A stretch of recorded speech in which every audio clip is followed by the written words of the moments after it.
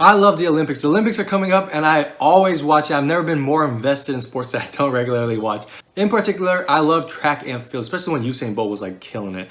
Now, how do muscles contract to be able to propel someone that big, that fast? Where do they get the energy from? That's what we'll talk about in this video. Now, your muscles, when they're inactive, when they're relaxed, they produce ATP, the energy building block. And when they're active, when they're contracting, they'll use up this ATP, but it only lasts about 10 seconds, like in a sprint. What if you don't want to sprint? What if you want to do a marathon or one of those long relays? Well, you'll need something else, and that something else is glycolysis. Glycolysis is the breakdown of glucose to form ATP. It also forms byproducts like lactic acid and heat. Now, glycolysis can be done with oxygen, aerobic, or without oxygen, anaerobic.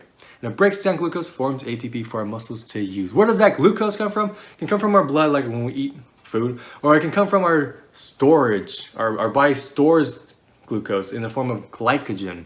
And when it needs to, it will break down that storage and use glucose for ATP. Now, glycolysis is incredibly complicated. It's like the bane of medical students' existence because we have to memorize it for our boards. And because it's so complicated, it took many decades of research and many scientists to research this. But two people in particular played a role in laying the foundations of glycolysis and of muscle metabolism. Enter Archibald Hill and Otto Meyerhof. Let's talk about Archibald Hill first. Archibald Hill was an English doctor born in 1886. He was a bright student that studied mathematics until he kind of found the light and became a doctor.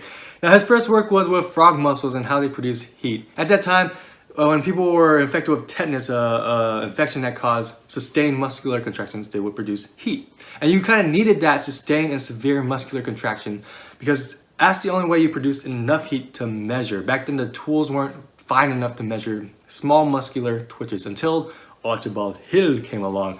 And he would make a very finely tuned thermocouple. That's a device you might have seen in Home Depot. This converts temperature into voltages, and by looking at the voltage, you can tell temperature difference. And he could measure it down to 0.003 degrees Celsius. He'll also find out that muscular contraction can be done with oxygen, aerobic, or without oxygen, anaerobic. And that's now what we know as the two major pathways of metabolism. During World War II, when it broke out, he formed a society like the secret society in Harry Potter, and that kind of sheltered and shielded scientists from Nazi persecution. He would save over 900 scientists, 18 of which went on to win the Nobel Prize. So I might be talking about some of those scientists in the future. That's Archibald Hill. Let's talk about Otto Meyerhof.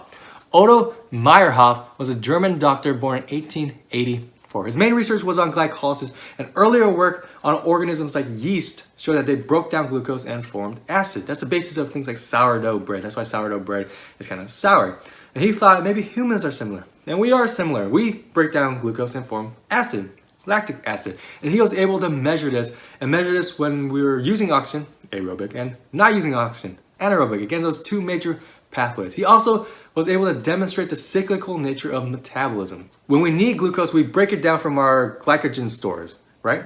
When we don't need glucose, we build our glycogen stores for a rainy day. So he was the first one to demonstrate the cyclical nature of cell metabolism. And by the 30s and the 40s, he would isolate many of the enzymes needed for glycolysis. And it's very complicated, but he was able to do it. During World War II, he would escape Nazi persecution, retire in the good old US of A. And for their earlier work in describing muscle metabolism, they would win the Nobel Prize in 1922. That's the story of Archibald Hill and Otto Meyerhof, muscle metabolism. Hope you enjoyed this video. If you did, hit the like button. If you want to see more in this series, hit subscribe and click here for more of the series. Thanks.